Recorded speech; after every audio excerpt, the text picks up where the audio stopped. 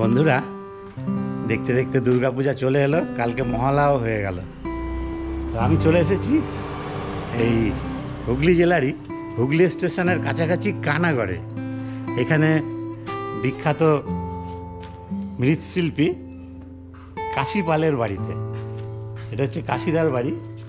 তো কাশিদার বাড়িতেই কারখানা। তো আমি এখন কাশিদার কিছু ঠাকুর আপনাদের দেখাবো, যে ঠাকুরগুলো অনেকই বেরিয়ে গেছে। আর ইনি হচ্ছেন কাশিদার ছেলে। দাদা, আপনি একটুখানি আমাকে একটা কথা বলুন, এই কতগুলো ঠাকুর বেরিয়ে গেল? 40টা ঠাকুর বেরিয়ে গেল। তার মানে মোটামুটি চাপ কমে গেছে। আচ্ছা, এখন যে ঠাকুরগুলো রয়েছে এগুলো, এইখানে একটা খুব সুন্দর ঠাকুর দেখতে পাচ্ছি যেটা রেডি হয়ে গেছে। এই ঠাকুরটা কোথায় যাবে দাদা? এই ঠাকুরটা, এটা শ্রীরামপুরের ঠাকুর। দেখুন বন্ধুরা, এই ঠাকুরটা প্রায় রেডি। আর শুনতেই পেলেন 40টা ঠাকুর অলরেডি চলে গেছে, যেগুলো বড় বড় ঠাকুর, দূরের ঠাকুর। আর দাদা বলছি, এই ঠাকুরগুলোর অর্ডার হয়নি? এই ঠাকুরগুলো, আচ্ছা আচ্ছা, তো এটাও রেডি হয়ে যাবে? বাহ, যা সময় আছে তাতে সব ঠাকুর অর্ডারই। এখানে অর্ডারই ছাড়া কোনো ঠাকুর রেডি থাকে না। দেখুন, অনেক বড় বড় প্রতিমা। আমি যতটা পারছি আপনাদের দেখানোর চেষ্টা করছি। দেখুন, অনেক দিন ধরেই ভাবছি যে কাশিদার এখানে একটু আসবো, সেই সময় হয়ে উঠছে না। কিন্তু আমি বুঝতেই পেরেছিলাম যে অনেক ঠাকুরই বেরিয়ে যাবে। তাহলেও যতগুলো আছে আপনাদের একটু মোটামুটি দেখিয়ে নিচ্ছি। এখানেও একটা খুব বড় প্রতিমা রয়েছে, এটা তো খুব সুন্দর। এটা খুবই সুন্দর। দাদা, এই ঠাকুরটা কোথায় যাবে? হাওড়া বেলগাছিয়া। এই প্রতিমা যাবে হাওড়ার বেলগাছিয়াতে।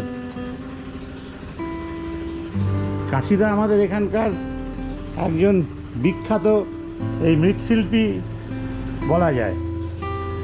না, এখান থেকেই সব থেকে বেশি ঠাকুর যায় হুগলি জেলার। তো বন্ধুরা, 40টা ঠাকুর বেরিয়ে গেছে। তার মানে ভাবতে পারছেন এখানে কি অবস্থা হচ্ছিল তখন। আর দাদা, আপনার নামটা একটু বলুন। ইনি হলেন কাশিদার ছেলে। হ্যাঁ, বিমল পাল। বিমলদা এখন একটা মা তারা, মা কালীর একটা মূর্তি বানাচ্ছেন। এই মূর্তিটা কি, কোথা, কখন পুজো হবে? মানে এটা কি কালী পুজোর জন্য? চতুর্থীতে পুজো হয়। এটা কি কোনো বাড়ির নাকি এটা বারোয়ারি? বাড়ির পুজো। আচ্ছা আচ্ছা দাদা, এই ঠাকুরটা কোথায় যাবে? আচ্ছা, বড় ঠাকুরের সঙ্গে ছোট ঠাকুরের অর্ডার ছিল। আর এইখানেও এই প্রতিমা অনেক বড় বড় সব। আর এইগুলো সব মডেল তৈরি হচ্ছে। না, মডেল তো না। আচ্ছা, এইটা কোথায় যাবে? এইটা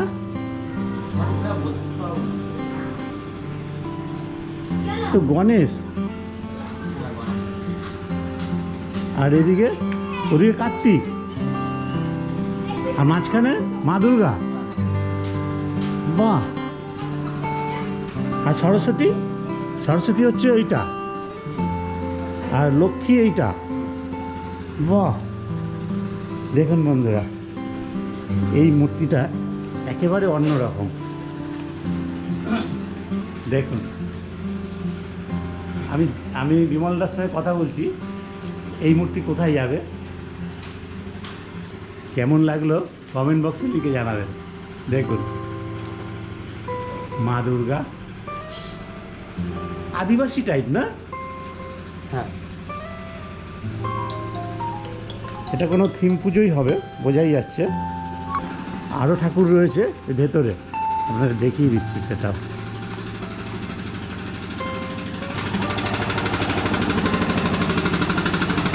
দেখুন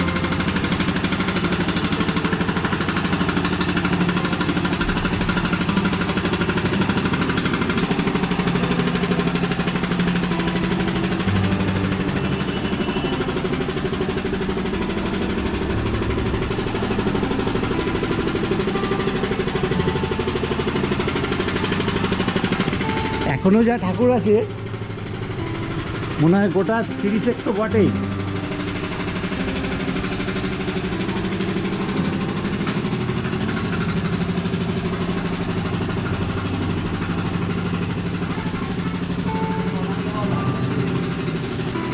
এই প্রতিমাটাও খুব সুন্দর হচ্ছে।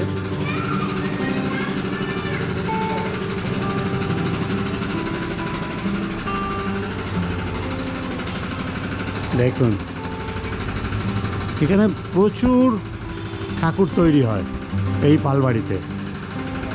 এখানে পুরোপুরি কাজ চলছে, প্রতিমার রঙের কাজ হচ্ছে। দেখুন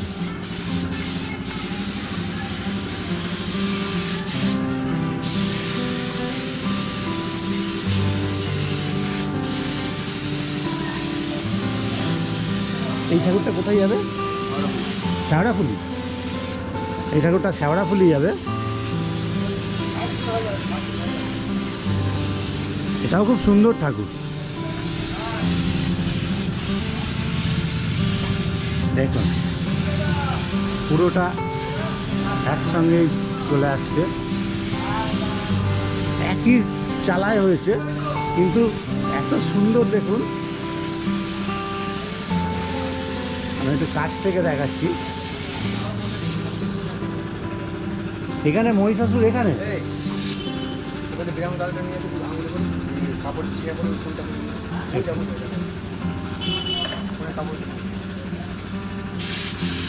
ভারী সুন্দর। দেখুন মায়ের মূর্তি, দেখুন কাছ থেকে দেখাচ্ছি।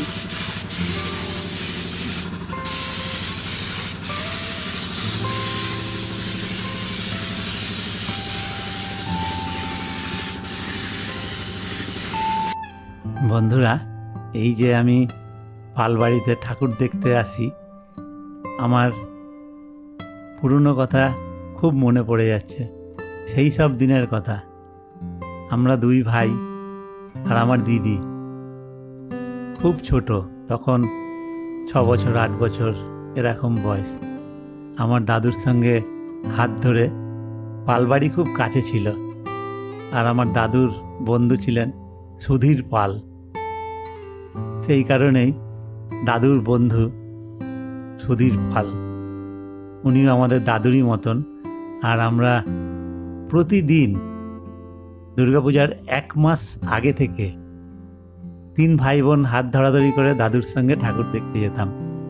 যবে সেই দুর্গা ঠাকুরের কাঠামো তৈরি, খড় বাঁধা, সেই থেকে দাদু আজকে চলো, আজকে কত দূর হলো দেখে আসি।